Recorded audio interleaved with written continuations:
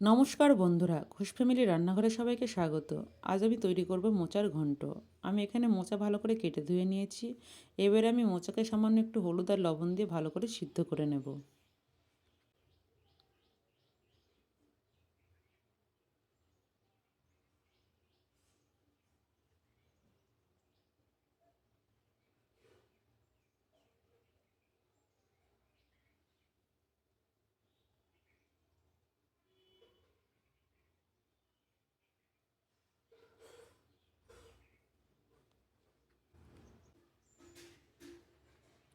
সিদ্ধ হয়ে গেছে, এবার আমি নামিয়ে নেব। অন্যদিকে কড়াই গরম হয়ে গেছে, তাতে দিয়ে দেবো সর্ষের তেল। তেল গরম হয়ে গেছে, এবার আমি কেটে রাখা আলু দিয়ে দেবো। দিয়ে সামান্য একটু লবণ আর হলুদ দিয়ে আলুগুলোকে ভালো করে ভেজে নেব।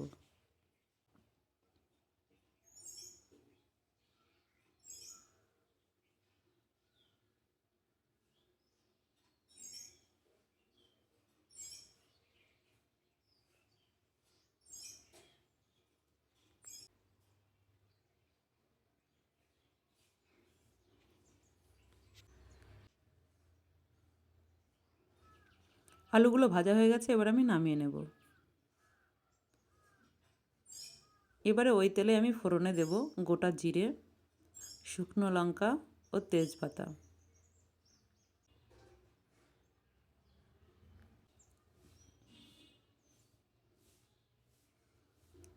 দিয়ে একটু নাড়াচাড়া করে ওর ভেতর দিয়ে দেবো কেটে রাখা টমেটো।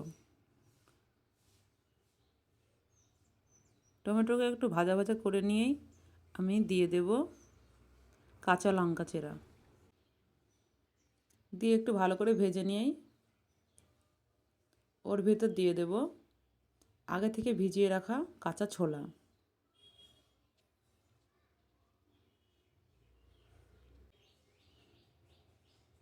সবগুলোকে একসঙ্গে একটু ভালো করে ভেজে নেব।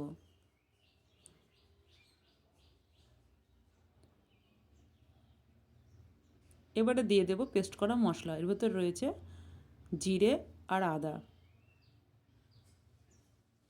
আর দিয়ে দেব কাশ্মীরি লঙ্কার গুঁড়ো, ধনে গুঁড়ো, পরিমাণ মতো হলুদ আর পরিমাণ মতো লবণ দিয়ে ভালো করে মশলাটাকে কষিয়ে নেব।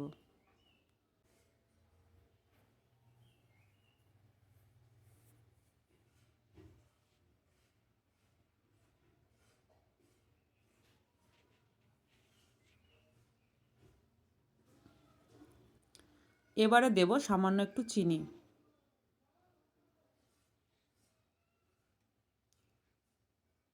দিয়ে ভালো করে নেড়েচেড়ে এর ভেতর দিয়ে দেবো ভেজে রাখা আলু।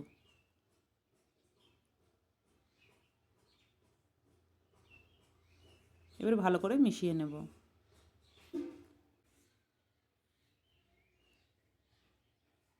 এবার এর ভেতর দিয়ে দেবো সিদ্ধ করে রাখা মোচা। দিয়ে সবগুলোকে একসঙ্গে ভালো করে মিশিয়ে আমি লো ফ্লেমে ঢেকে ঢেকে ভালো করে সিদ্ধ করে নেব আর কষিয়ে নেব।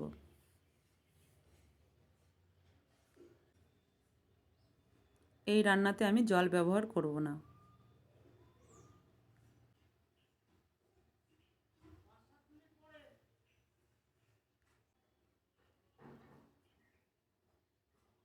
এইভাবে আমি ঢাকা দিয়ে দিয়ে সিদ্ধ করে নেব, কষিয়ে নেব।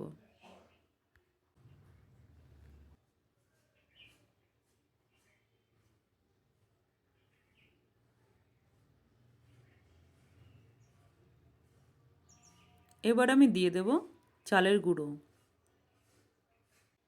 দিয়ে ভালো করে নেড়েচেড়ে ঢেকে দেব।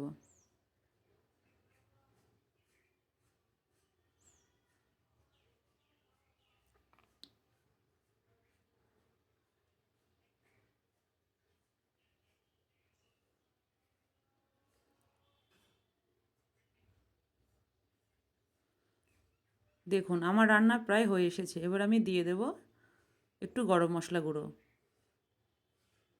দিয়ে নেড়েচেড়ে সামান্য একটু ঘি দিয়ে নেড়েচেড়ে নামিয়ে নেব।